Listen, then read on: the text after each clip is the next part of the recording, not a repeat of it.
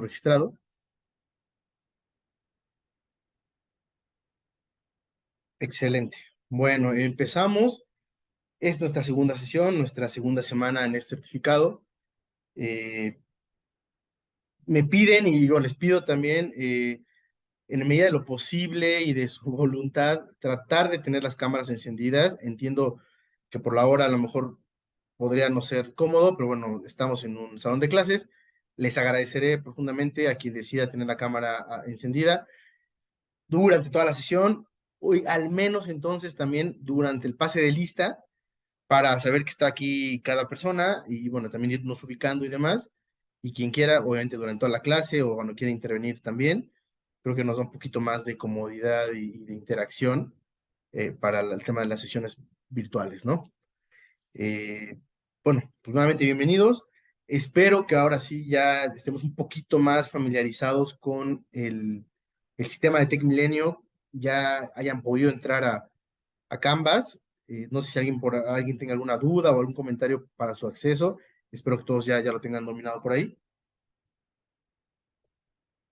Y de igual modo, estén entrando constantemente, revisando el material de nuestro certificado. Como les decía al principio, se lo vas a repitiendo. Prácticamente el certificado está hecho para que ustedes solos y la plataforma, con lo que viene ahí, con todas las lecturas, prácticas, etcétera, pudieran, por así decirlo, tener el curso completo y adquirir las competencias propias del certificado. Obviamente, estas sesiones son de enriquecimiento, de repaso, de plática, un poco más de retroalimentación, un poco más de ejemplos, para que ustedes puedan cerrar la pinza, por así decirlo, con los conocimientos del certificado. Pero está hecho para eso, ¿no? Como recomendación, ya sabemos, bueno, que está el texto en la parte de, perdónenme, de, en la parte de mi curso, en información general, ahí vienen todos los temas.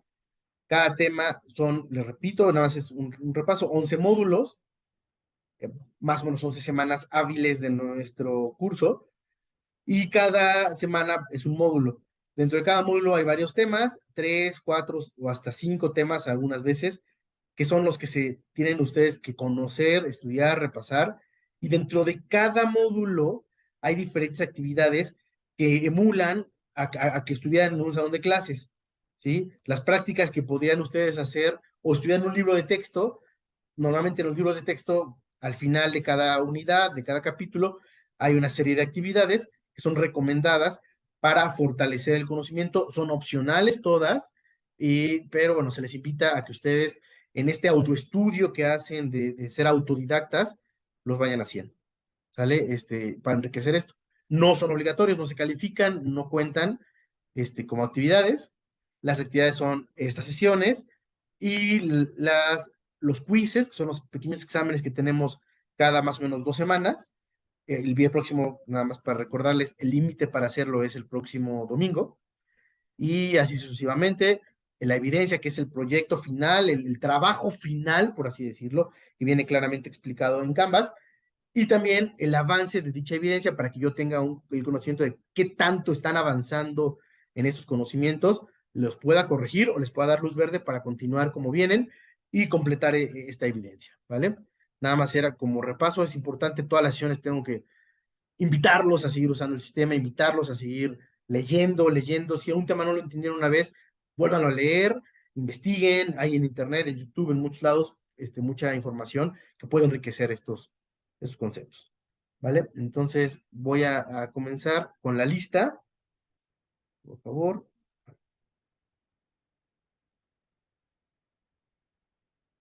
Vamos a pasar lista.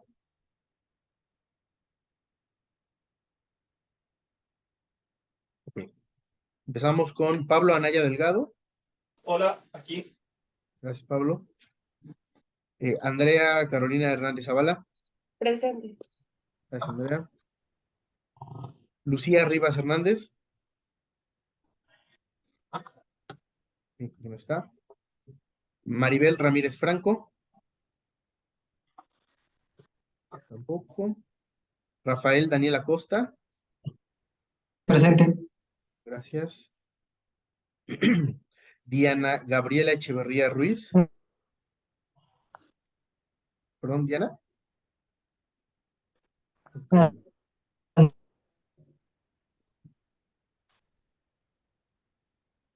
ok, regreso a la lista. Alma Jessica Maldonado. Hola, presente. Gracias. Gladys Muñoz. No. Presente. Ah, Buenas Gladys, noches. perfecto. Sí, gracias, gracias, Gladys. Perfecto. Guadalupe Miriam Meneses Domínguez. Presente, buenas noches. Gracias, Miriam. Wendy Ramos. Presente. Gracias. Mario Eduardo Rocha. Presente. Gracias, Mario. Jonathan Castañón. Buenas noches, presente. Gracias, buenas noches. Luis Alberto Esquivel. Ok. Daniel Cruz León. Buenas noches, presente. Gracias. Patricia Palma.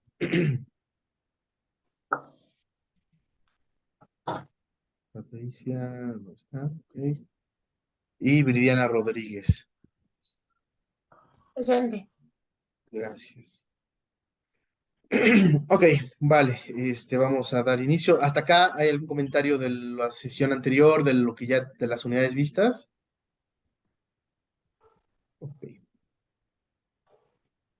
Y, Luis Alberto Esquivel, buenas noches. Ok.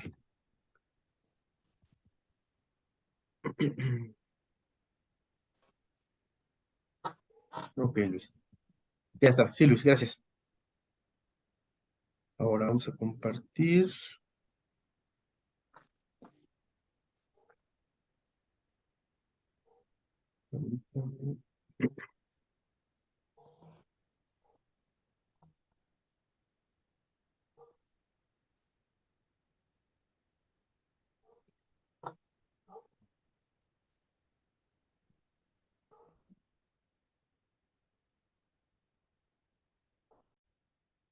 Ok, ya están viendo mi presentación.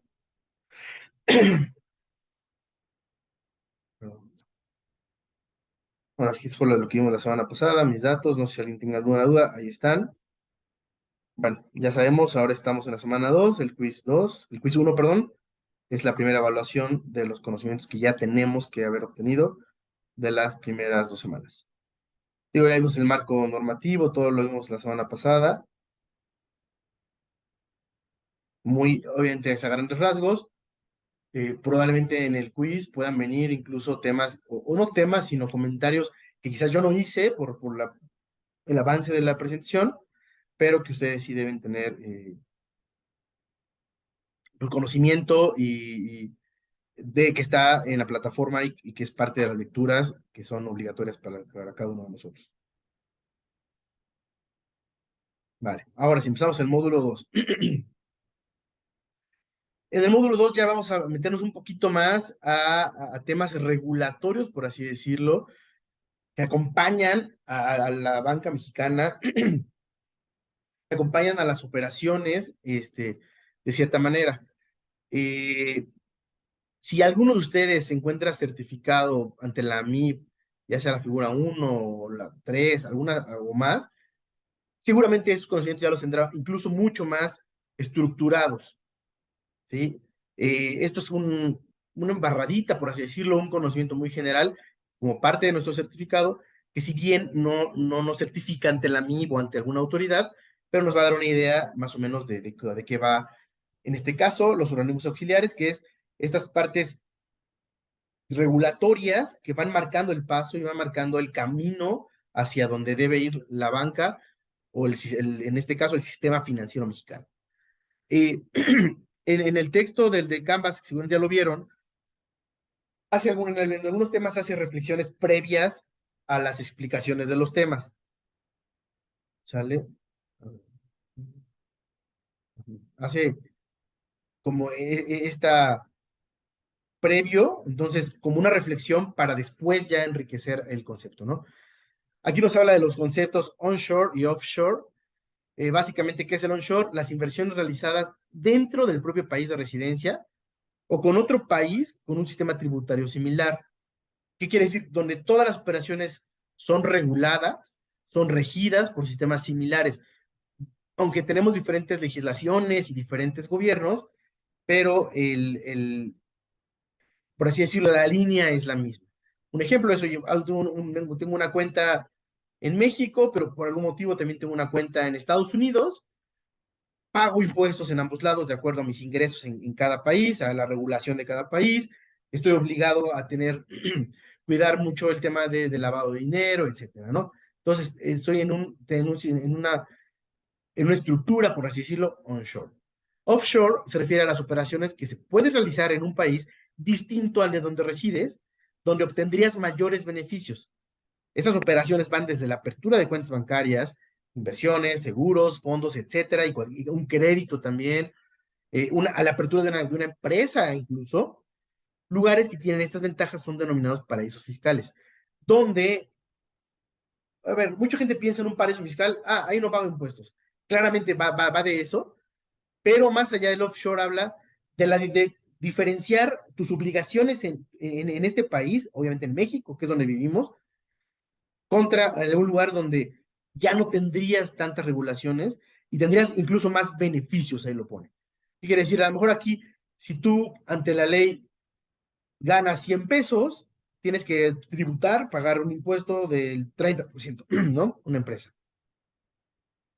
A lo mejor en otro país, en las Islas Caimán, o en Barbados, o en Andorra, no lo sé, esos 100 pesos en la moneda que sea, a lo mejor no pagas 30, a lo mejor pagas 2, entonces obviamente te quedas con más dinero y tienes mayor beneficio que en tu propio país, ¿no? ¿Esto qué quiere decir? Que hay alternativas de hacer las cosas de manera diferente fuera de este sistema regulatorio en el que estamos. Aquí el texto no nos dice está bien o está mal. Claramente lo que está bien y lo que debe ser es apegarte a la legislación y a las normas donde vives. Oye, yo genero dinero en México, pues tengo que pagar los impuestos como es en México, ¿no? Traigo dinero del extranjero a México, tengo que seguir cierto procedimiento legal y de impuestos como debe de ser, ¿no? Entonces, aquí nos pone esta reflexión. ¿Por qué? Porque pasamos ahora sí a los organismos que soportan al sistema financiero. A los organismos que si bien ayudan y lo impulsan, lo hacen más fácil, pero que también de cierta forma regulan y hacen que se siga esta ley. Antes hablábamos del marco normativo, ¿no? Que la Secretaría de Hacienda es la máxima autoridad en cuestiones regulatorias y demás. Todos estos organismos de soporte hacen que las inversiones, que los productos financieros en México se apeguen a estas normas, ¿no? A las normas que están impuestas por la autoridad. ¿Vale? Estos organismos y que vienen en la plataforma mucho más explicados, que ahorita por no quitarles tiempo y por no hacer más largo no lo pongo acá, nos ayudan a pegarnos a estas normas. ¿Vale? Tenemos en primer lugar la AMIB, la Asociación Mexicana de Intermediación Bursátil, que entre muchas de sus actividades es certificar que el personal de las instituciones financieras cumpla con ciertos requisitos, ciertos conocimientos que ellos, mediante certificaciones que otorgan, para poder comercializar, vender, asesorar, depende el nivel que tenga y el nivel de operación, este personal, ¿no? Los bancos son auditados, digo, solamente ustedes quienes estén en el área de auditoría, si es que el caso, sabe que la autoridad pide que el personal esté certificado ante esta asociación y que su certificación esté vigente y que se mantenga actualizado, etcétera, ¿no? Tenemos a las empresas calificadoras, son empresas que dan, que califican, ya veremos más adelante los títulos de deuda, etcétera, y que revisan a estas empresas que emiten valor, que emiten instrumentos al sistema financiero, las califican de diferentes maneras, algo así como auditorías, para que el público inversionista conozca cómo se comportan mediante un resumen de una calificación. Oye, esta empresa te va a responder bien, o es muy probable que te responda bien, o de acuerdo a su historia, a sus estados financieros y demás, de diferentes puntos, a lo mejor no, puede ser que no te responda, o tienes mucho riesgo a que no te responda adecuadamente, ¿no? La evaluación de operativa de referencias de mercado, el Balmer, igual, son empresas evaluadoras, es lo mismo, es una empresa similar a las calificadoras, pero que pueden también evaluar ciertos títulos y demás. El Fondo de Apoyo de Mercado de Valores es un fondo que las casas de bolsa juntan, por así decirlo, una vaquita para darle sustento y apoyo al mercado de valores, a las casas de bolsa y darle un sustento y saber que son empresas sustentadas, empresas fuertes, no cualquier empresa puede tener una casa de bolsa. Entonces, ese fondo habla de una reserva, de un respaldo, por así decirlo. Y bueno, son diferentes, digo, Bursatec, mercado MexDer, el mercado de derivados, es donde se operan y se compran los derivados, que son bienes subyacentes, que es un instrumento que replica o que es subyacente a otro instrumento, que ya lo iremos viendo en su momento. El Indeval es el centro de depósitos, es como la cámara de compensación, digo, ustedes lo saben, el banco en la noche tiene una cámara de compensación donde, por así decirlo, se suman y se restan los movimientos del dinero. Igual en el Indeval hace esta función. Cuando alguien compra una acción, la vende, por no hacerlo físicamente ahora como era antes, o por no tener el dinero en efectivo de un lugar a otro, el Indeval es quien ajusta y quien hace esta compensación entre emisoras, entre empresas y demás. ¿Qué otro es importante? Bueno, la Academia Mexicana de Derecho Financiero, ¿no? Es un tema de conocimientos y de academia, de derecho, de toda la parte de obligación y que los bancos y las instituciones financieras deben conocer, Asigna, etcétera. ¿No? Bueno, son diferentes instituciones. No es el objetivo del curso que se las aprendan de memoria, no tiene ningún sentido. Simplemente entender que son organismos que van a soportar al sistema financiero mexicano. Pasamos a un tema mucho más pesado y mucho más valioso, que es la ética en el mercado de valores. ¿Vale? Todos sabemos, todos hemos escuchado el concepto de ética en todos lados, ¿no? En el trabajo, en la casa, en la familia, con los vecinos, etcétera. Pero bueno, ¿qué es la ética? La ética es un elemento cuya aplicación debe estar implícita en todas las actividades profesionales, y a pesar de esta premisa generalmente aceptada, se siguen cometiendo actos ilícitos y sin ética, y el ámbito financiero no es la excepción. ¿Qué quiere decir? Es un elemento que debe estar en todas nuestras decisiones, independientemente que tú no estés con dinero en efectivo trabajando todos los días, o que no otorgues créditos, o que no manejes inversiones.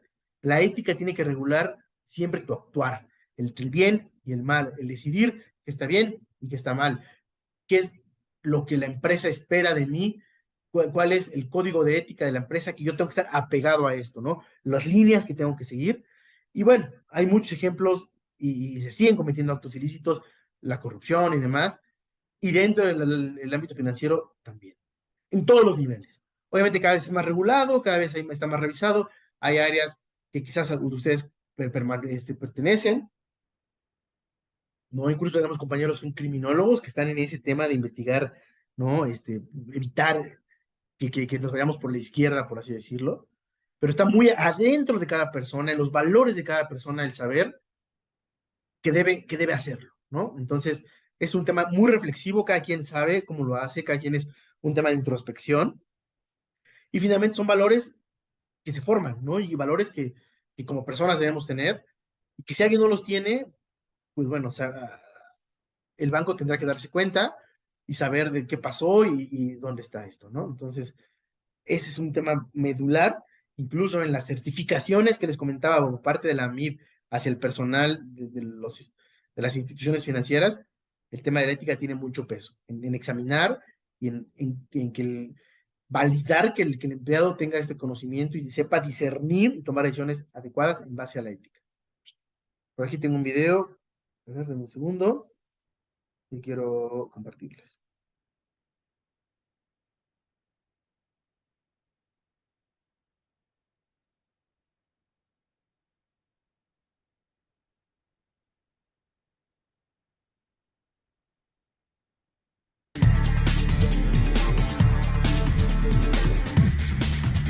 Se escucha, ¿verdad? Sí, se escucha. La ética es fundamentalmente un elemento importante en la decisión de los directivos. Si entendemos la ética, como yo a veces digo, las reglas de funcionamiento de la persona humana, entonces sí que tiene todo el sentido pensar que en todas nuestras decisiones la ética tiene que estar presente. La ética debe estar presente. En todas estamos aprendiendo a ser mejores o peores personas. Porque siempre afectan a personas, y cuando afectan a personas ahí está presente la ética. Ética hay una porque personas hay una solamente, ¿no?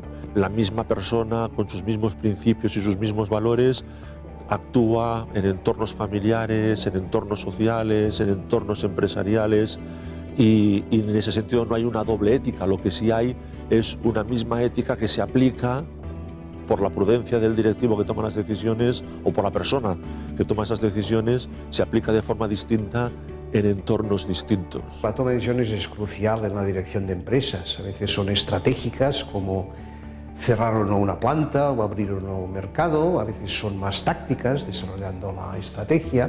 Y a veces son a un nivel pues, puramente operativo. Y toda decisión tiene una serie de dimensiones. En la empresa tiene una dimensión económica, una dimensión social, una dimensión psicológica y una dimensión ética, ¿no? Al tomar sus decisiones tienen que fijarse no solamente en los aspectos económicos, sino también en esas otras dimensiones que tienen que ver con los principios, con los valores, con el crecimiento personal de las personas.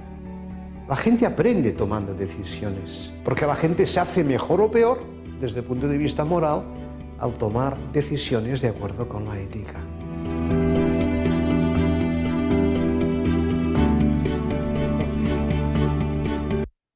Bueno, regresamos, es un reflexionar.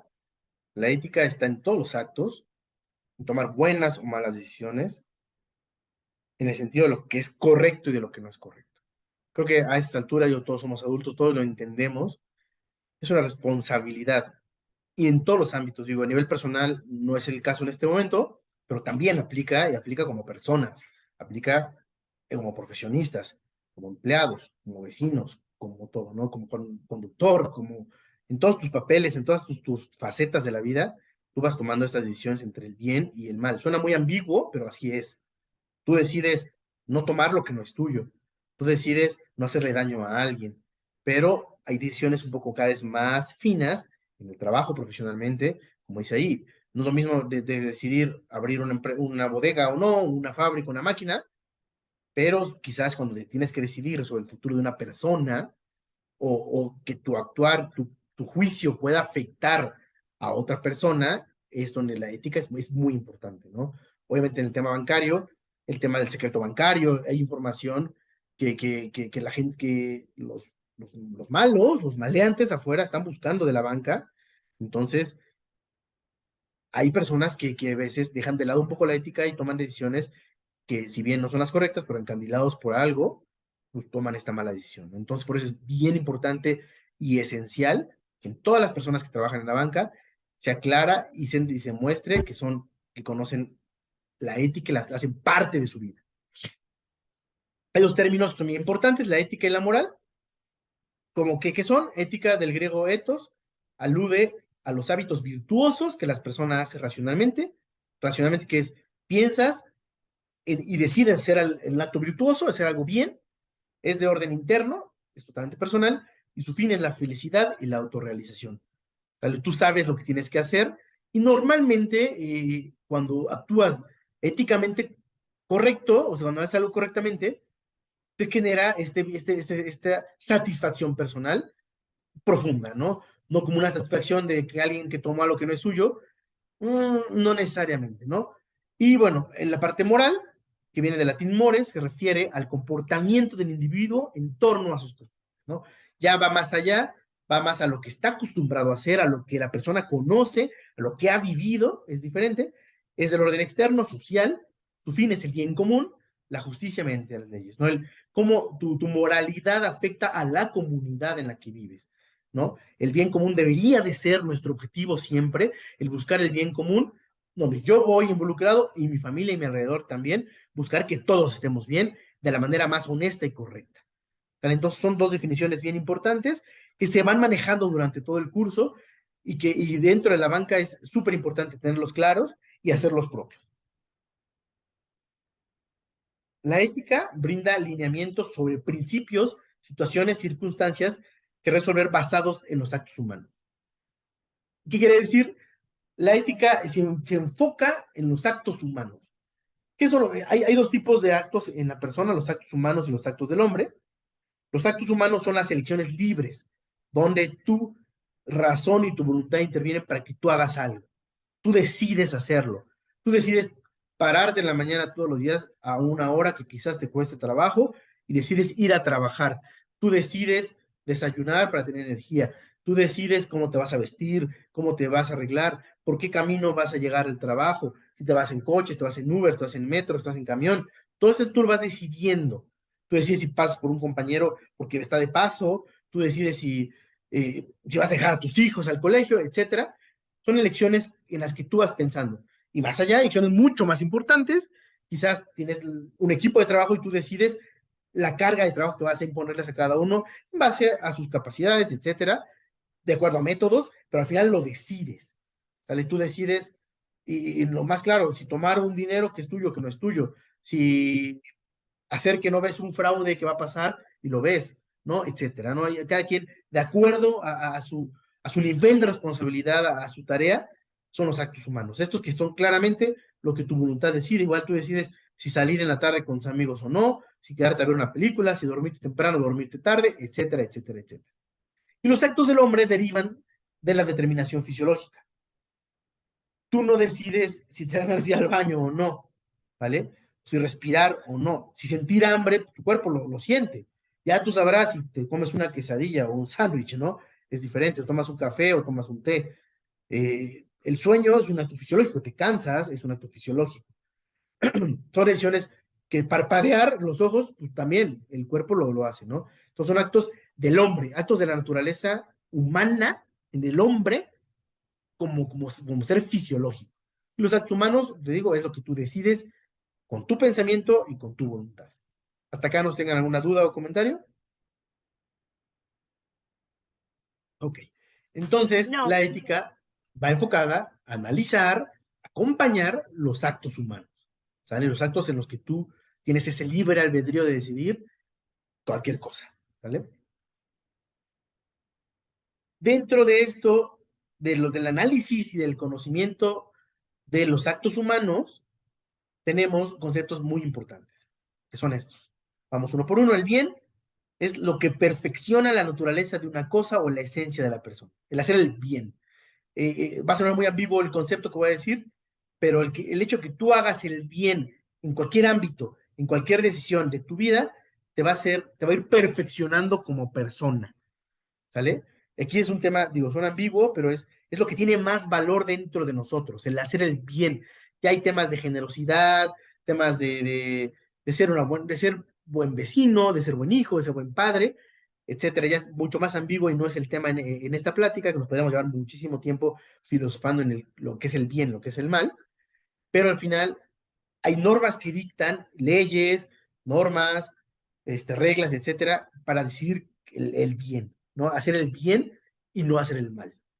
La libertad, que es la cualidad de la voluntad para elegir entre dos o más bienes, cada uno es autor de su propia conducta. Tú eres libre de decidir en hacer una cosa o hacer otra, en no hacerla o sí hacerla, ¿sale? Esta libertad que tenemos de decisión, ¿sale? Si bien hay diferentes factores que algunas veces, oye, no soy totalmente libre, no, sí lo eres, pero a lo mejor, oye, no soy libre de tener el coche que yo quiera, porque no tengo el dinero para tener el coche que yo quiera, pues es un ejemplo, ¿no? Pero al final eres libre de decidir, tienes enfrente un fajo de dinero, un cajero de algún banco, de guardárselo o de llevárselo. Digo, él sabrá las consecuencias, él sabrá lo que está bien y lo que está mal, ¿sale? Lo decía yo hace rato. Si tú sabes que un grupo de personas quiere hacer un fraude a la institución que tú representas, pero si te compran, te vendes, etcétera, y tú decides no comunicar a las áreas correspondientes este fraude. Es tu libertad. No estás actuando el bien, pero es tu libertad, ¿vale? Y hay muchos ejemplos y es muy claro. La virtud, ¿qué es la virtud? Es el hábito de hacer el bien. Una virtud es un bien repetido. La naturaleza de la virtud dice que el bien debe ser punto de referencia en el comportamiento humano. ¿Sabes? Lo que decíamos, el bien debe ser la base. La virtud, oye, yo tengo una virtud, soy generoso. Mi generosidad no es dar lo que me sobra, es dar lo que tengo, por ejemplo.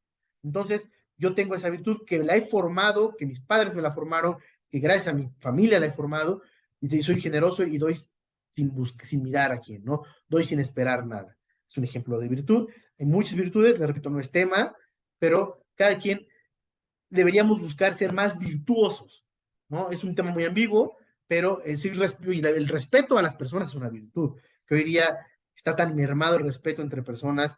Digo, es todo otro tema, ¿no? El respeto hacia las mujeres, el respeto hacia los niños, hacia el clima, hacia los animales, etcétera. Es una virtud, es un hábito de hacer cosas bien repetidas, ¿sale? Los principios, ¿qué son? Son razones básicas de las que parte el conocimiento para llevar a cabo los actos humanos. Es esta base, este cimiento que tienes adentro, que hace que busques mentalmente hacer las cosas bien. ¿Sale? Tienes el principio que te formaron tus padres, que aprendiste en el colegio, que tú personalmente tienes esa razón de ser, esa razón interna hacia el bien, ¿sale? Hacia actuar de una manera honesta, de una manera, como le decía, soy honesto, soy generoso, soy probo, como decía la probidad, etcétera, soy responsable. Este principio sale de esa forma. Hablando de responsabilidad, es la propiedad de todo acto libre que consiste en la capacidad de dar cuentas de las propias acciones, de asumir las consecuencias, ya sean buenas o malas, de los actos que se realizan. Tú eres responsable, tú asumes esa responsabilidad de lo que tú estás decidiendo hacer, ¿sale? No siempre las consecuencias son buenas, o quizás no son buenas para ti, pero para alguien más sí, o son malas. O yo decidí algo muy tonto, muy básico, es, me gusta una serie de Netflix, me quedo viéndola hasta tarde, 2, 3 de la mañana, pero mañana tengo que estar en la oficina a las 8 de la mañana. Yo soy responsable, yo me desvelé, pero mañana tengo que estar ahí, aunque me cueste muchísimo pararme, aunque esté cansadísimo, yo soy responsable de mis actos. No es algo muy básico, pero así es.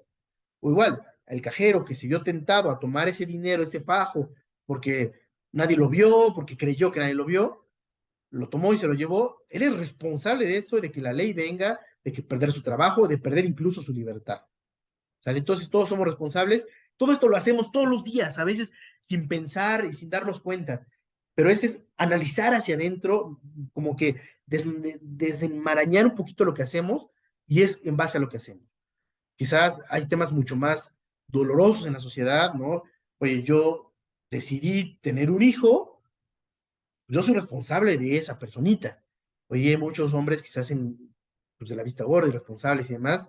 Entonces, yo tengo ese sentido de la responsabilidad que formaron en mí, que he formado yo particularmente, de ser responsable por lo que hago, ¿no? Ahí hay muchos ejemplos, pero bueno, a veces así funciona. Justicia. Justicia es virtud de darle a cada quien lo que le corresponde, básicamente. Toca, a ver, hay una herencia, que son partes iguales. Justicia es del 100% toca el 50 a una persona, el 50 al otro. Punto. ¿No? Ese ya, es lo que te mereces. Oye, yo trabajé más, una persona trabajó 80% más en un proyecto y otra nada más el 20%, y va a ser un proyecto remunerado, pues la justicia es que el que trabajó el 80% más, le toca el 80% de lo que se remunera y el otro el 20%. ¿Vale? Darle a cada quien lo que se merece o lo que corresponde. Y la equidad a veces se confunde con la justicia, la característica de la justicia que resulta de ajustar de manera proporcional a cada persona lo que se merece, ¿no? Ya justamente es en números ser equitativo, ¿vale? Si todos trabajamos exactamente igual, nos toca equitativamente lo mismo. Y bueno, vamos a hablar también de normas. Las normas son las reglas de conducta no flexibles, lo que se tiene que hacer, es una regla. A ver, en esta empresa la hora de entrada es a las 8 de la mañana, es la norma. Si alguien llega después, tiene que ser justificado, tiene que haber una sanción, etcétera, etcétera, pero es una norma, es un ejemplo, ¿no? La norma social de respetar el semáforo, pues yo sé que en el rojo me tengo que parar porque es una norma, sí o sí lo tengo que hacer, ¿no? Es una regla de conducta no flexible, no hay flexibilidad, ¿vale? Son conceptos importantes que forman parte de la ética, parte del estudio, del análisis de los actos humanos. ¿Hasta acá tenemos alguna duda o comentario? Ok. Tipos de normas. Hablando de estas que mencionamos antes, reglas de conducta no flexibles, vamos a ahondar un poquito más. Tenemos las normas éticas, morales, legales y religiosas. Las normas éticas son aquellas que una persona adopta por convencimiento, por lo que son autónomas e internas, se conservan a lo largo del tiempo y no tienen sanciones externas. Es algo interno, es algo que yo decido hacer por mis propios valores y mis propios principios, ¿vale? Son aquellas que yo por convencimiento, yo estoy convencido que, no sé, a ver, el tema, de la lealtad a una persona, ¿no? El tema de la fidelidad, es un ejemplo, ¿no? Yo decido hacerlo por convencimiento. Yo estoy convencido, éticamente, no hay una sanción éticamente, no es que, oye, te portaste mal y el comité de ética, es otro tema, otro término, pero hablando internamente, no hay una sanción, no es algo por lo que yo, por mis principios, lo estoy haciendo, más allá de tener miedo a que me sancionen o a que me castiguen. Por otro lado, tenemos las normas morales, son aquellas que la sociedad se encarga de transmitir y de alguna manera constituyen el orden social, son externas, ¿sale? Son esas normas que existen en la sociedad para convivir adecuadamente, ¿sale? Para que cada quien pueda hacer su vida, para que podamos trabajar, se transmiten dentro de la misma sociedad. A lo mejor una norma moral entre mis vecinos es, pues, algo muy al aire. Oye, a partir de tal hora, pues ya no va a hacer tanto ruido porque vivo en sociedad y porque tengo que respetar el sueño de los demás. Es un ejemplo, ¿no? Entonces son normas morales que la misma sociedad va poniendo para convivir adecuadamente y para convivir de manera social y como una comunidad. Las normas legales, ahora sí es, todas estas normas se basan en las leyes, tienen un carácter externo y son obligatorias, ya lo yo agregaría, tienen una sanción si es que no se cumplen, ¿sale?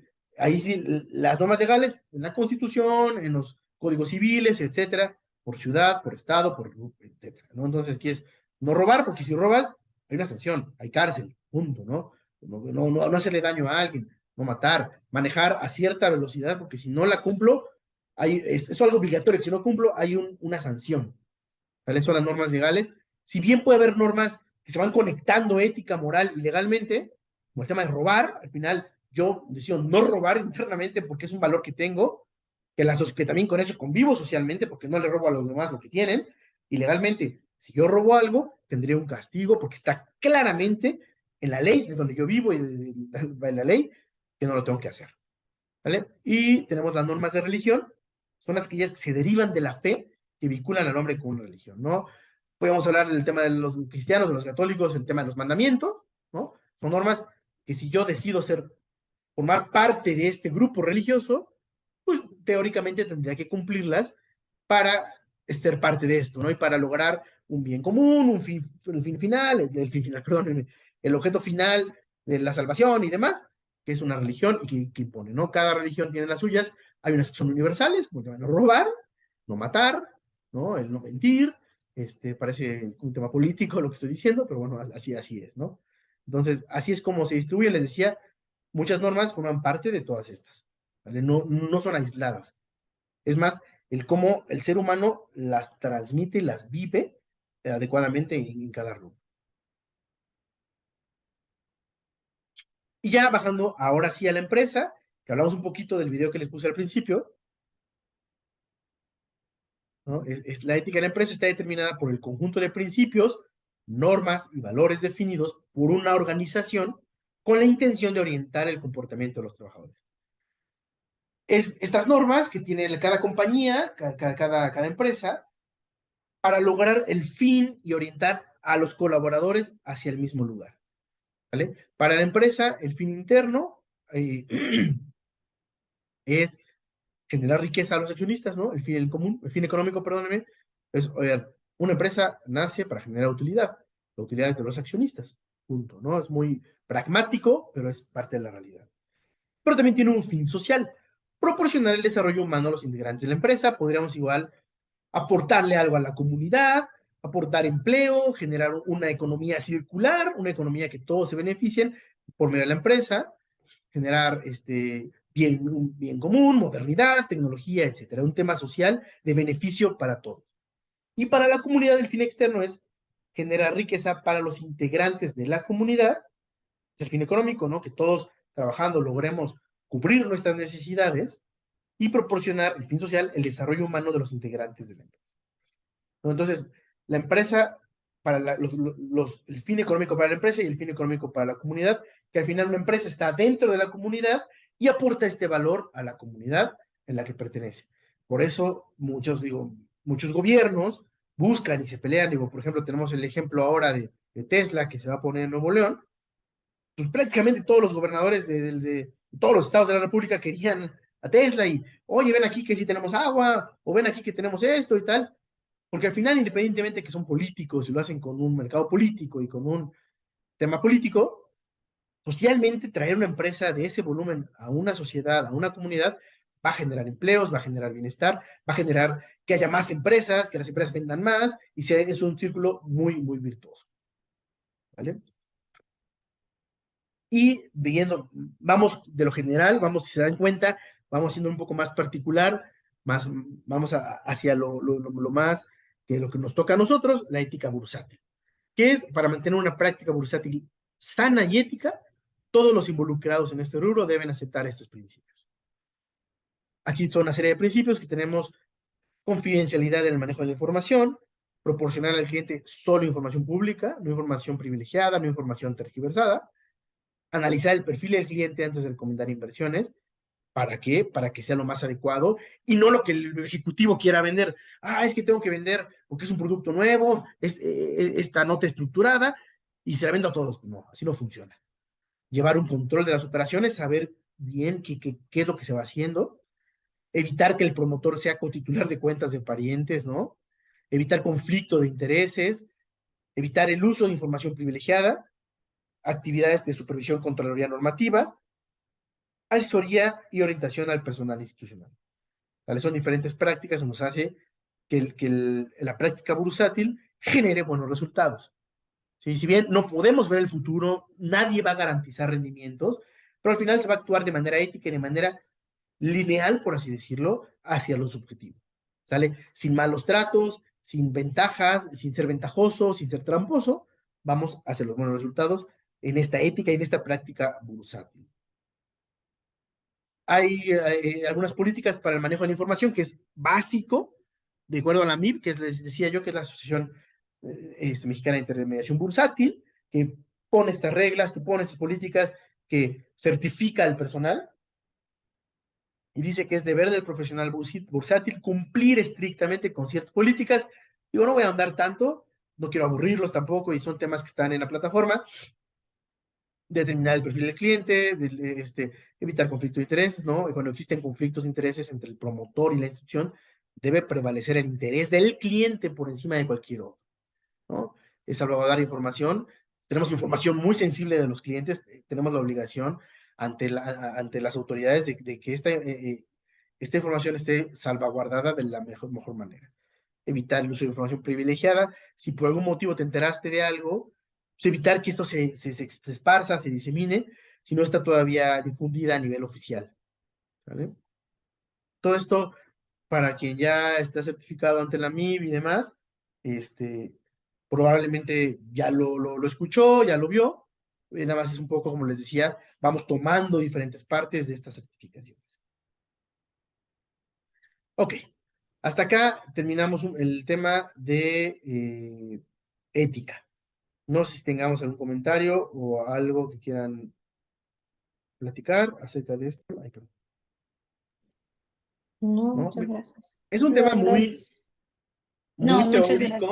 muy teórico, si bien es importante, y estoy seguro que todos ustedes lo conocen desde su ámbito, y es más de introspección, ¿sale? No, es más de ver de qué forma estamos trabajándolo, de qué forma yo tomo esas decisiones, o he tomado decisiones a lo largo de mi vida, pero bueno, es importante que como profesionales de la banca, este tema de la ética esté muy dentro de nosotros. Como les decía, las certificaciones de la MIB lo exigen, le dan un valor muy, muy importante. No es el caso ahorita, pero es parte de eso y es un respaldo que nos exige tener a todos, ¿no? Como institución financiera. Entonces, ahorita, dentro de nuestro módulo 2,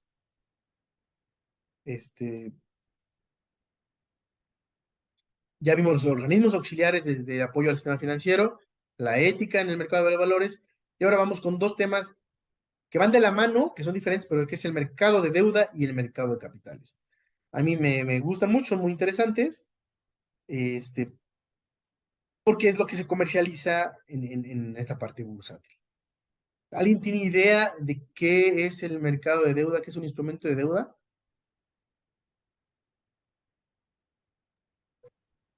Mario. Son los CETES, ¿no? En algunas ocasiones son documentos que expide el gobierno que tienen un valor a partir, bueno, en el caso de los CETES, desde el día 1 ya tienen un valor extra. Ok, claro. Sí, sí, tiene, los sets son parte del mercado de deuda, claro. No solo es del gobierno, ahorita vamos a verlo también, pero es un instrumento. Y por otro lado tenemos el mercado accionario, que no sé si alguien nos puede decir si tiene idea de cómo funciona o qué son este mercado accionario.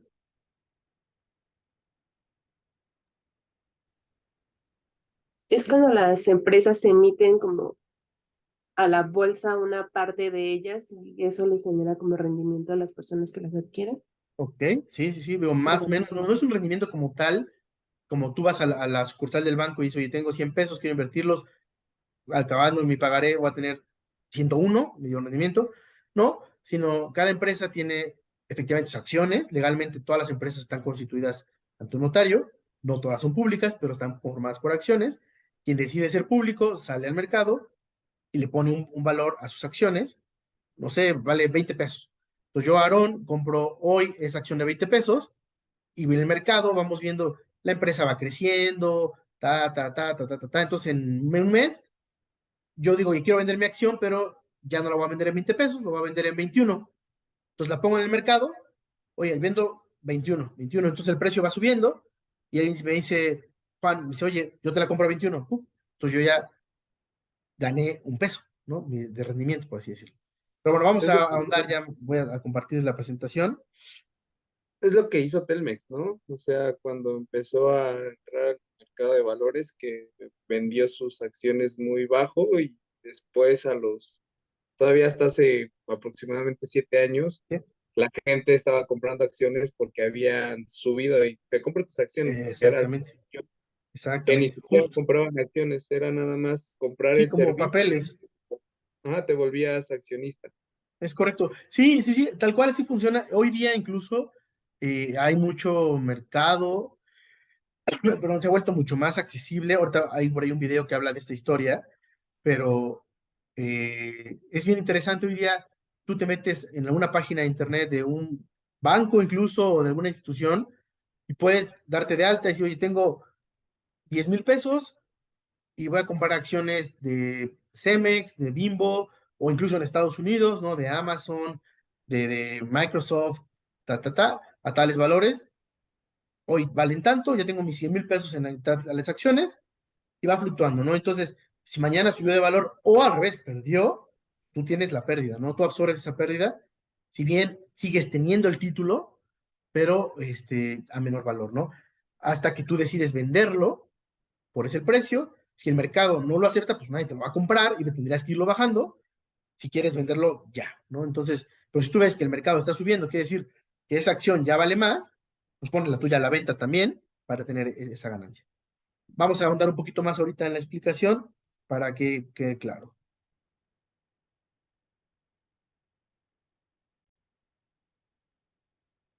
Ahí,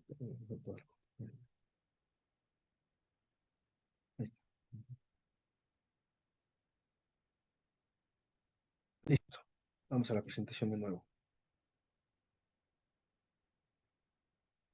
El mercado de deuda. ¿Qué son sus orígenes? En el 1977 el gobierno del país comienza a emitir llamados petrobonos, cuyo precio era determinado por el valor del crudo. ¿Qué quiere decir? Como decían hace rato, en este caso Pemex necesitaba dinero, entonces voltea al público inversionista y le dice, oye, te vendo un petrobono, no sé, vale 10 pesos, pero en un mes te voy a devolver 11 pesos. Entonces la gente se oye, va, lo compro porque me vas a dar más y si es un ahorro para mí. Estoy hablando muy al aire, no son datos reales como tal. O sea, los petrobonos sí existieron, pero el valor no. Y así Pemex se hizo de dinero, lo trabajó y le devolvía a los dueños de estos títulos de deuda, les regresaba el valor, ¿no? Y así sucesivamente, si yo ya no lo quería, yo lo podía vender en el mercado y decir, oye, mi título de deuda me costó 10, al final me van a devolver 102, digo 10, 100, perdón, me van a devolver 102, te lo vendo en 101. ¿Lo quieres? No, ahí así negociar, ¿no? En el 78 nacen los certificados de la tesorería, que son los CETES, que decíamos, en los que el Banco de México el gobierno mexicano se capitaliza vendiendo estos certificados, justo como decían, oye, vale, yo lo compro en 100 pesos y con el tiempo al final lo voy a descontar o voy a tener ciento algo, ¿no? Un valor más grande. Hoy en día existe una gran variedad de instrumentos de deuda emitidos por el gobierno federal, gobiernos estatales, gobiernos locales, empresas paraestatales o empresas privadas, que es lo que también es algo que pasa, ya sea para realizar proyectos de inversión o mantener sus actividades, ¿no? Es como se capitalizan estas grandes instituciones y van teniendo capital y lo van devolviendo de acuerdo a lo que van generando y van generando sus proyectos. ¿Cuáles son las características de los títulos de deuda? Se pueden emitir a corto, mediano y largo plazo. ¿Vale? Tú tienes tu emisor de deuda, tienes esa libertad de decir, yo voy a emitir títulos de deuda porque necesito lana y es una deuda que yo voy a tener con esos inversionistas a 28 días, a 90 días, a un año, a 5 años, a 10 años, al plazo que sea, y el inversionista lo va a saber, sabe cuándo vence ese título, ¿vale? Son amortizables y tienen fecha de vencimiento, se van pagando, ¿no? Como les decía, sabes cuándo va a pagarte. Son títulos que representan un crédito para la empresa o para la institución que lo está emitiendo, ¿vale? Porque es una deuda al final, es dinero de alguien más. Como decíamos hace rato, pueden ser emitidos por gobiernos de cualquier nivel, por bancos, la banca múltiple, que son todos los bancos que conocemos, privados, o incluso la banca de desarrollo, que es la banca de segundo piso, Nacional Financiera, Bancomext, y corporativas, empresas privadas paraestatales, ¿no? Dichos instrumentos se pueden emitir en pesos, en alguna otra divisa o en UDIs. Pueden ser emitidos con una tasa fija, variable o indexada. Tú dices, tú vas a pagar tal porcentaje al final del periodo, o voy con una tasa variable de acuerdo a la tasa del Banco de México, o voy indexado a otra tasa, ¿vale? Indexado significa que voy pegado y voy copiando ese valor. Se pueden emitir a precio o a descuento. Lo que decía hace rato, puede decir, el descuento es, lo voy a vender antes de tiempo y voy a pactar un valor antes de ese tiempo, ¿vale? Como decíamos acá, por emisor, gubernamentales, bancarios y corporativos. Aquí tenemos algunos instrumentos, cómo funciona. El gobierno federal emite los CETES, que son los que conocemos casi todos, los bondes, igual que los CETES tú puedes comprarlos, muchos son los CETES tú lo puedes comprar a 28 días, vas a ver cuánto te va a dar en 28 días, y los bondes a lo mejor los compras a un año, a 2, a 3, así, ¿no? Igual que los bonos M, bonos denominados en UDIs, y los United Mexican States Bonds, que son en dólares, se emiten en dólares, ¿no? Entonces, igual para el extranjero. El IPAB, que es el fondo, el Instituto de Protección del Ahorro Bancario, también tiene sus títulos de deuda, aquí se puede encontrar. Los bancos, ¿no? Los PRLVs famosos, el pagaré con rendimiento liquidable al vencimiento, quiere decir, viene la señora que tiene sus ahorros de toda la vida al banco y dice, oye, tengo 100,000 pesos, ¿qué me das por ellos, no? Ah, pues mira, mételos a este pagaré a 28 días, a 90, a un año, y te voy a dar el 9% anual, el 8, el 6, el 4, de acuerdo a lo que el banco en ese momento estipule, y se compromete mediante un pagaré que al final de ese periodo le dará esos intereses a la persona. Las estaciones bancarias, los certificados de depósito también, bonos bancarios, todos son similares. Certificados bursátiles bancarios a corto plazo, a largo plazo, etc. Y los instrumentos corporativos, hablando de instrumentos de deuda corporativa, oye, esto, no sé, Soriana o diferentes, no bancos, sino diferentes financieras o FOMES o FOMES principalmente, emiten estos. Igual son documentos que el cliente sabe, quien lo compra, sabe hasta cuándo va a ser y cuánto es lo que va a recibir. ¿Vale? Hasta acá, ¿tenemos alguna duda, comentario del títulos de deuda? No, gracias. Los títulos de deuda son emitidos, como decía, a plazo de vencimiento corto plazo, menos de un año, puede ser a un mes, a 28, a una semana. Mediano plazo, entre 1 a 3 años, y largo plazo, de más de 3 años. ¿Vale? Eso es los títulos de deuda. Digo, hay mucho más información. Les repito, no quiero atiborrarlos de tanta teoría y que pareciera que nada más estamos leyendo lo que hay en Canvas. ¿Qué más les puedo decir de los títulos de deuda? Los títulos de deuda son calificados. Hablamos hace rato de las calificadoras. Entonces, si tú te metes, tú quieres comprar o te ofrecen un título de deuda de alguna empresa, puedes ver la calificación que tiene. Y cada calificadora tiene sus propias letras, A1, A, tal. Obviamente, entre más sea la letra A, es una mejor calificación. Si una C, es peor calificación. Digo, ahí seguramente habrá especialistas en el grupo que manejan esto. Pero tú como sabes, es un compromiso que tiene la empresa. Por ejemplo, un CETE con el gobierno federal, difícilmente el gobierno te va a fallar. Históricamente no ha pasado, en la historia reciente. Bajo una empresa, oye, está emitiendo deuda, está muy bien calificada, tiene sus finanzas sanas, está en crecimiento, está bien, les decía, calificada por esta empresa calificadora experta, con una muy buena calificación, es muy probable que sí te pague y que todo fluya como está contratado.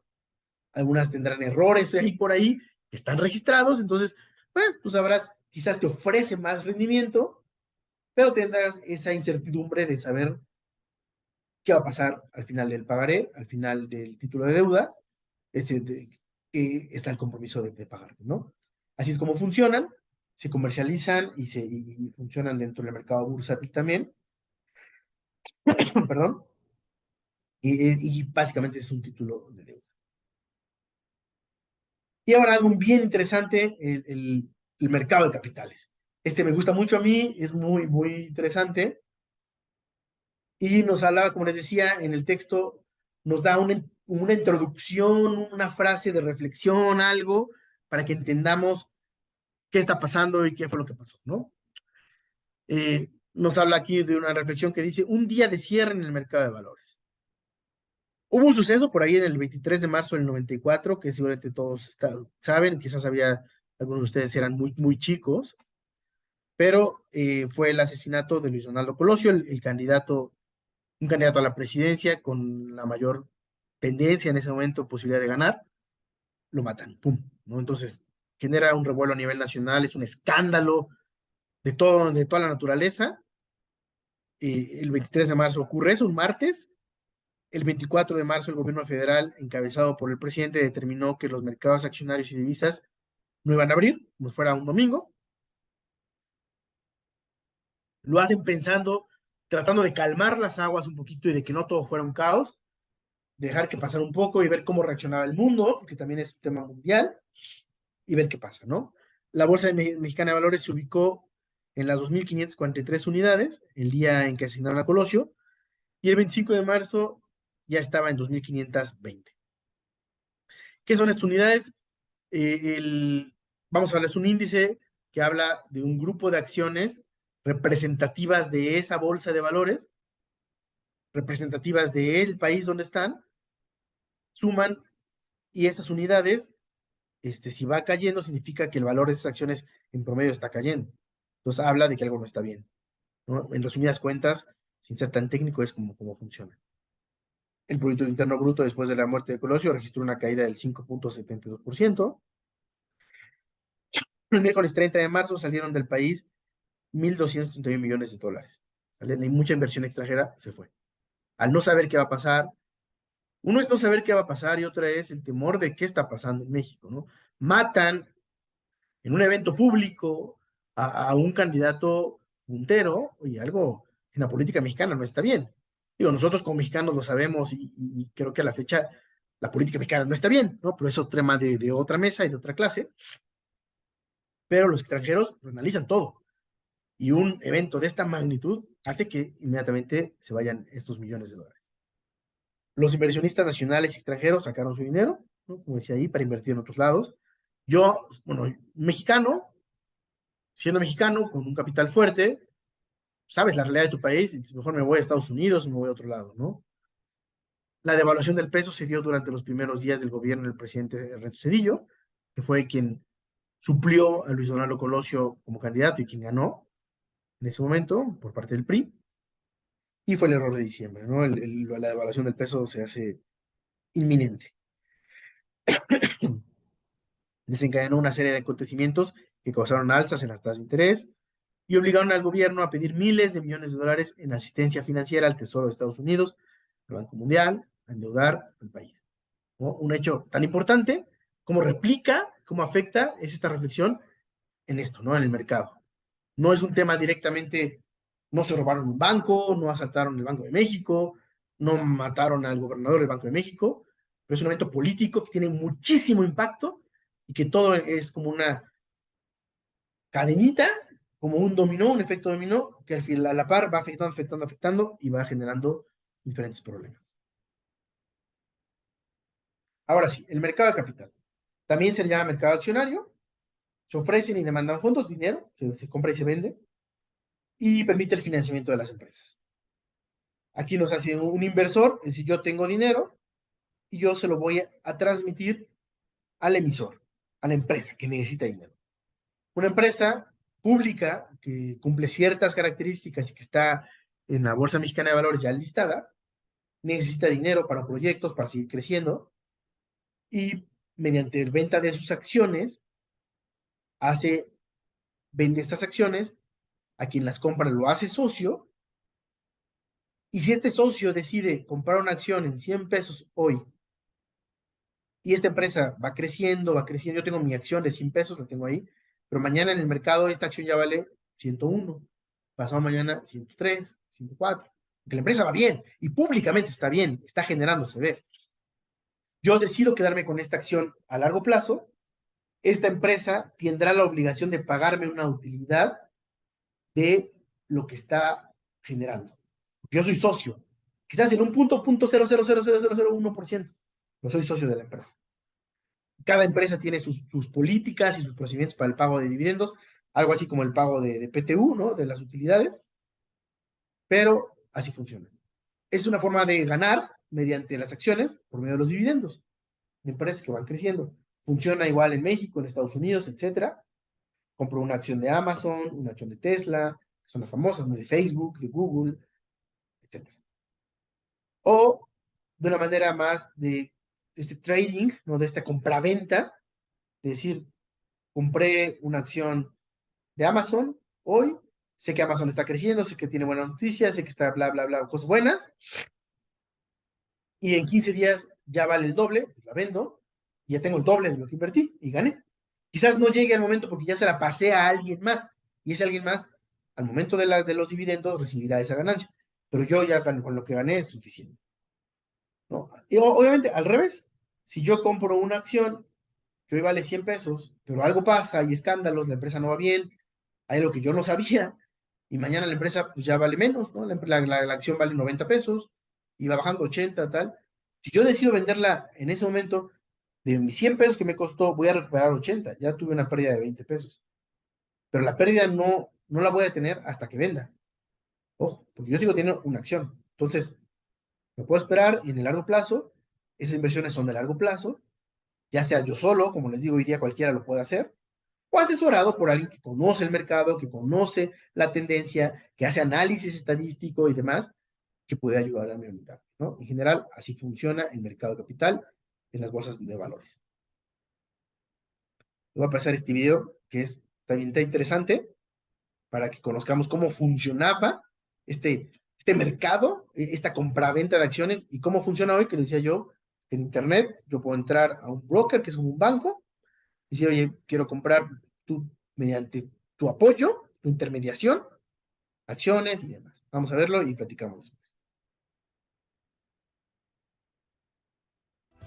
Soy Francisco Javier Mellado Torres. Previamente trabajé 11 años en la Bolsa Mexicana de Valores como juez de cruce. Actualmente opero y superviso las operaciones día a día de GBM. La bolsa hace 20 años era mercado de viva voz. Viva voz era todo un mercado, como un mercado normal, un mercado cotidiano. Se gritaban las acciones, entonces salía un comprador, salía un vendedor y pues se arreglaban en el precio. Cemex, Cemex, Cemex, y en eso alguien me respondía, ¿qué haces en Cemex? Compro, ¿cuántas? O sea, tal precio, te pago 100,000 a 12 pesos, por ejemplo. No, pues te las vendo a 13, ¿no? Pues entonces se empezaba a negociar, bueno, 12.50, bueno, me interesa, bueno, cerradas. Dictum meum pactum. Ahí es tu palabra la que contaba. Si tú cerrabas alguna operación, tú te encargabas de llenar, tú como vendedor, el muñeco. El muñeco era la ficha de operación, una operación ya concretada, un hecho. Se entregaba los corros, se le daba un folio y después se capturaba en el sistema de la bolsa. Y el corro así se le llamaba a la zona de donde la bolsa captura, entregas las posturas, entregas los hechos.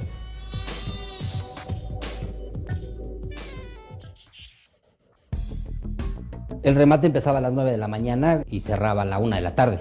Y tenías que ir forzosamente de corbata y saco. No podías quitarte el saco en ningún momento. Si no llevabas saco, no entrabas. Era política, era una regla. Te lo podías quitar cuando acabara el remate. No podías salir al piso de remates a dar la vuelta sin sacos. No podías decir malas palabras. O sea, te podían suspender. Los últimos 10 minutos de cada hora había un receso. Un receso administrativo era si alguna emisora suspendía o por cargas de trabajo, para que los corros o la gente de bolsa se pusiera al corriente con las operaciones, la captura. Y las novatadas eran clásicas de ve y abre esa puerta y de repente sonaban las alarmas. Vete por una caja de CETES a Banco de México, llévate el diablito y pues la gente se iba. O de una caseta a otra, que eran de las casas de bolsa, les hacían exámenes médicos a los de nuevo ingreso, a los ayudantes, entonces pues los ponían a correr en todo el piso de remates y todo el mundo estaba botado de la risa. Aunque en Nueva York todavía se opera a viva voz, que aquí se eliminó esa modalidad, la gente que ya tenía años en el medio, sí, o sea, muchos dijeron, no, yo no me voy a sentar a operar en una máquina después de estar operando 30 años o 40 años de viva voz, después de utilizar gises, llevar cuentas en la memoria, ir sumando volúmenes, poniendo máximos, cambiando mínimos y todo era a través de borrador y pizarrón. Y ahorita ya no tienes contacto con ningún operador, ninguna casa, o sea, todo es a través de la máquina. Más fácil, más rápido. El récord de operaciones de viva voz me parece que fue de 8,000, 9,000 acciones, que es algo que a veces aquí a las 11 de la mañana, 10 de la mañana ya las llevas, ¿no? Ahorita puedes operar 200 operaciones si quieres en un minuto, lo que antes pues, en un minuto hacías una, ¿no? En lo que llenabas el muñeco, pasabas la operación o hacías dos. Se fueron incorporando poco a poco. Se comenzaron Cemex y después se implementó Telmex, que era de las más fuertes, entonces para ver si el sistema tenía la capacidad y era parte viva voz y parte electrónico. La última operación que se hizo ahí fue el operador más viejo y el operador más nuevo. Fue mucha gente que ya no estaba en el medio, muchos que ya estaban hasta jubilados. Si no me recuerdo, estuvo Carlos Slim, Alfredo Hart, Roberto Hernández. Era un cambio muy significativo y era para mejorar y pues sí, ¿no? O sea, incrementó mucho la operación, comida. Fue un viernes al cierre. Ese fue el último día que estuve en el piso de remates.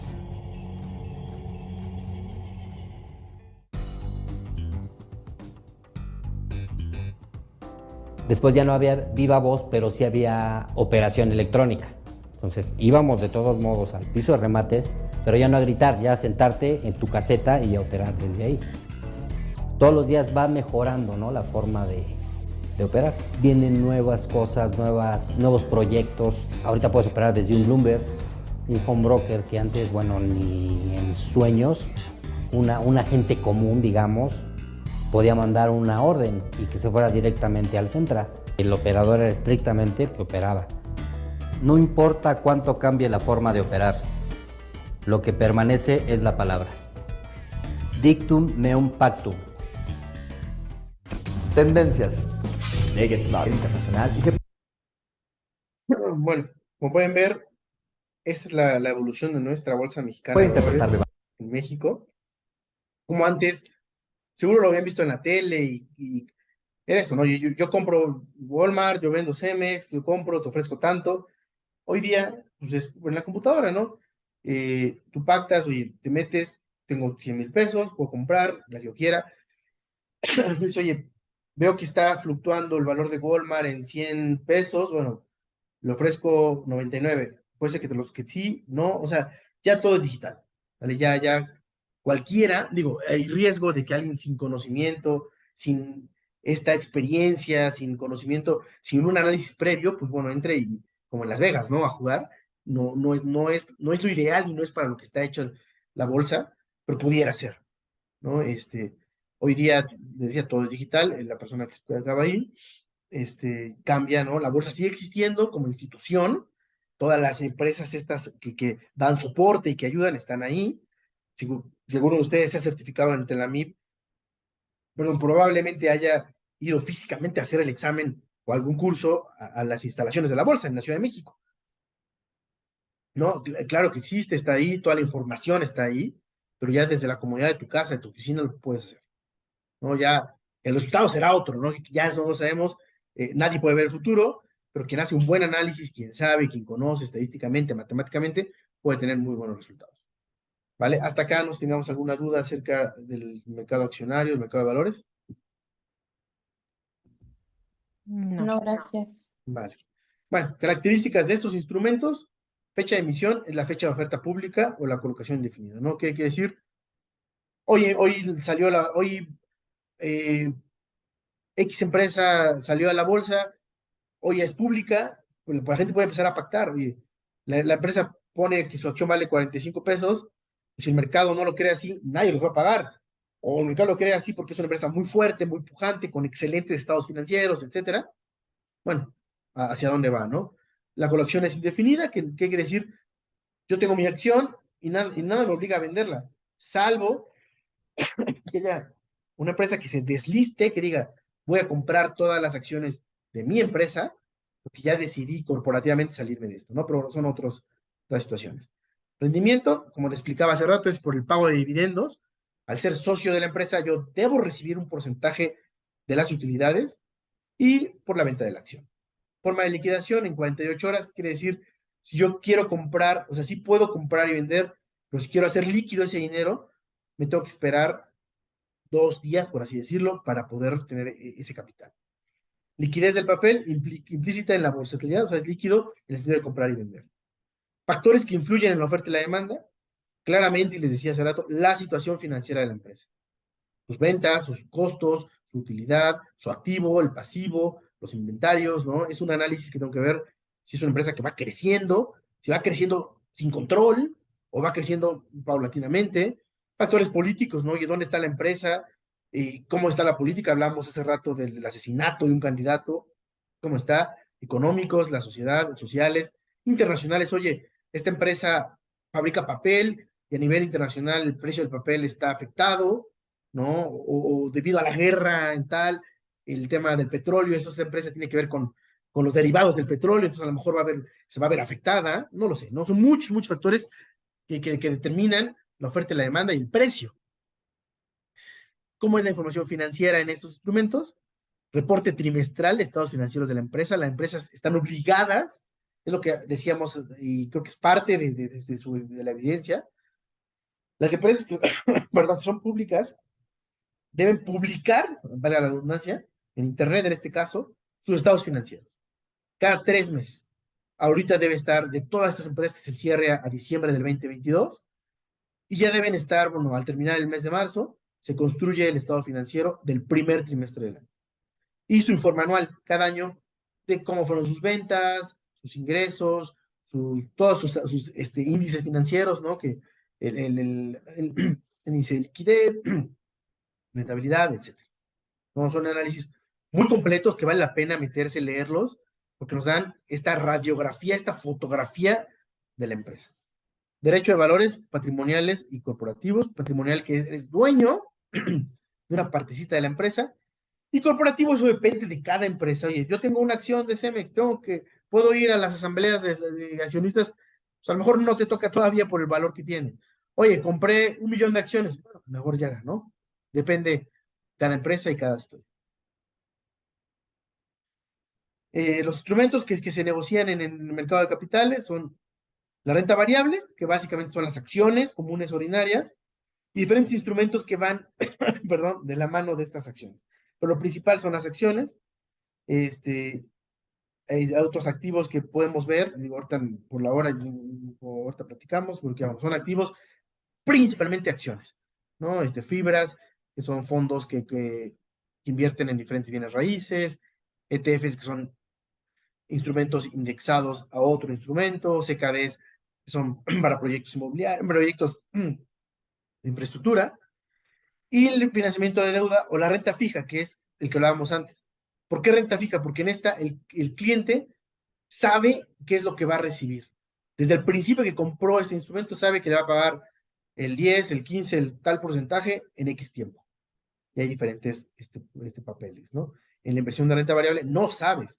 Tú compras esperando que la empresa vaya creciendo, pero puede pasar algo y todos estos factores que hablábamos y nadie tiene certeza de cómo va a ser.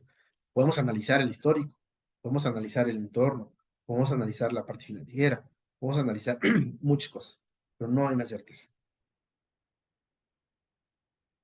Y los índices accionarios, ya para acabar, para ya no ser más tarde esto, un índice accionario es un valor de referencia que refleja el comportamiento de un conjunto de acciones. Es un instrumento estadístico que ayuda a medir el cambio relativo que experimenta una variable durante un periodo determinado en el mercado, sector o país. Hay varios índices, el más importante es el IPC, es el índice de precios y cotizaciones. Cada bolsa tiene su índice principal en todo el mundo. En México expresa el rendimiento accionario de mercado de mexicano de valores en función de la variación de los precios de una muestra balanceada, ponderada y representativa de un conjunto de emisoras. ¿Vale? Oye, de estas empresas, todos los días vemos su valor y cómo termina. Si el valor está subiendo, significa que la empresa está creciendo. Y significa que el mercado está creciendo, que hay algo bueno que está creciendo, que está generando valor. Puede ser que el índice esté bajando porque la mayoría de estas 35 emisoras, empresas emisoras, pues tienen broncas, ¿no? Se revisa una vez al año, su balance trimestral, se pueden quitar y poner, ¿no? Cuando una empresa deja de ser representativa para ese índice, se puede salir, deja de cumplir ciertas características, ¿vale? El índice de rendimiento de total es un índice que replica el índice anterior, un índice del IMEX, que son índice de precios ponderados de valor, tal, teniendo la finalidad de establecerse con... Ese es más para, en el índice México, nos analiza un grupo de empresas más, de esas 35, toma las 20, puede ser algo como mal aire, pero que es verdad, como más mexicanas, y las toma en cuenta y las define. Cada una tiene sus características y el por qué sí o por qué no estar listado. Índice de mediano valor de mercado, es un índice que revisa empresas de mercado medianos, empresas no tan grandotototas, que si bien para estar en la bolsa es muy grande, pero analiza las 30 emisoras medianas, representativas de la bolsa. El índice de vivienda se dedica a analizar al sector vivienda, ¿no? Empresas dedicadas a la vivienda, que si bien han tenido muchas broncas, pero bueno, ha habido Omex, casas, bueno, todas las fabricantes de casas son muchas, y también nos habla de cómo se va desempeñando este segmento. IBI, Geo, ¿no? ¿Cómo se calcula el rendimiento? Les decía, no quiero ahondar en cálculos matemáticos ahorita, pero es cuánto me costó, cuánto la voy a vender. Obviamente con costos y comisiones que me pueden cobrar, que tengo que entender. Y si se da en si llego a tener todo un año, bueno, ¿cómo sería en un año cuánto me generó esta compra y esta venta? ¿Vale? Hasta acá terminamos con la presentación del día de hoy. ¿Tienen alguna duda o comentario? Perdón. No, muchas gracias. Algo Estuvo muy claro. No, muchas gracias. ¿Algo que agregar o que quieran decir acerca de la clase, de la materia hasta ahora? Pues a mí me pareció muy interesante el video de cómo es que operaban antes. Muchas gracias. Sí, lo tengo por ahí guardado, bueno, separado. A lo mejor a alguien de ustedes les tocó incluso poder ir. Había tours, así como ir al museo, había tours por parte de las universidades y de los bancos incluso para ver cómo operaba la bolsa. Hay muchas películas por ahí, mexicanas, internacionales, digo que si tienen tiempo, bueno, véanlas, de cómo operan los mercados, de cómo operaban en el pasado.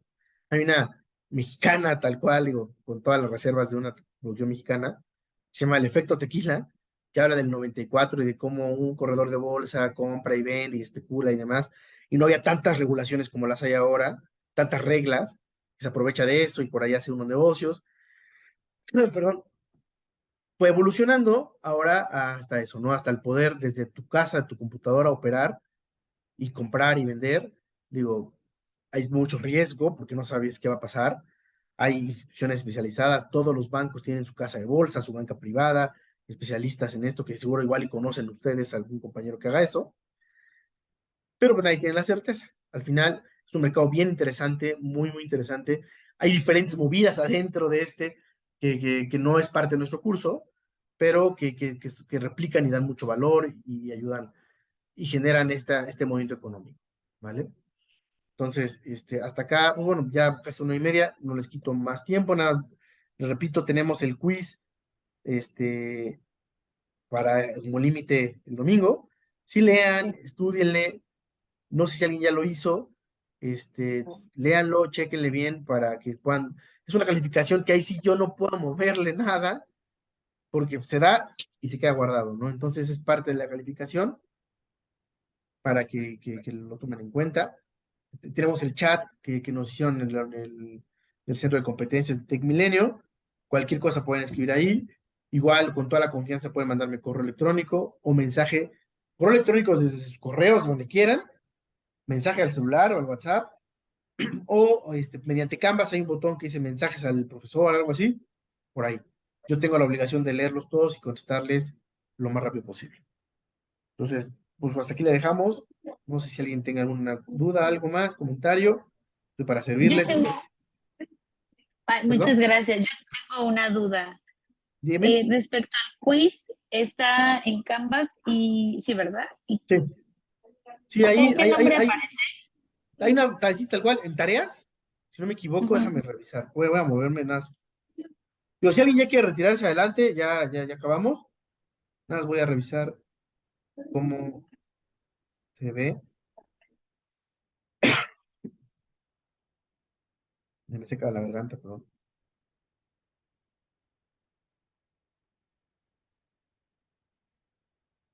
Ya. Le voy a compartir rápido. Hay un botón que dice evaluaciones. Ahí estamos. No sé si lo pueden ver. Sí. Estamos en el curso. Admisión financiera, acá. Evaluaciones. Y aquí está. Aquí te vas a meter y te va a dar las instrucciones para que lo puedas hacer. Está, como ven acá, hasta el 2 de abril a las 11:59, o sea, hasta el último minuto del domingo 2 de abril. Ahí está, para que lo hagamos. ¿Vale? Ok. Muchas gracias. Las próximas 2 semanas no hay clase, no hay sesión, no hay tareas, son vacaciones. Si alguien tiene dudas, con toda confianza, yo digo, ustedes trabajan en banco, yo también. Lunes, martes y miércoles es laborable, digo, salvo que la gente tome vacaciones, pero yo puedo igual contestarles sin ningún problema, con toda confianza, cualquier duda, no hay dudas tontas ni nada. Si no entienden, te pregunta y lo revisamos. Buenas noches. Sí, dime. Yo tengo una pregunta. Ahí en el grupo de WhatsApp había una instrucción sobre el quiz que solamente va a estar abierto el día domingo. Ahorita nos comentaba usted que podemos contestarlo antes. ¿Eso es correcto o solamente el día domingo? No, hasta el día domingo. Ok. Hijo, se pone así para que tengan tiempo de prepararse. No son, a ver, tampoco es un examen profesional ni nada, pero es para que puedan leer, tomar notas, imprimir si quieren. Es libre, cada quien en su espacio, no pasa nada, como la estrategia que quieran.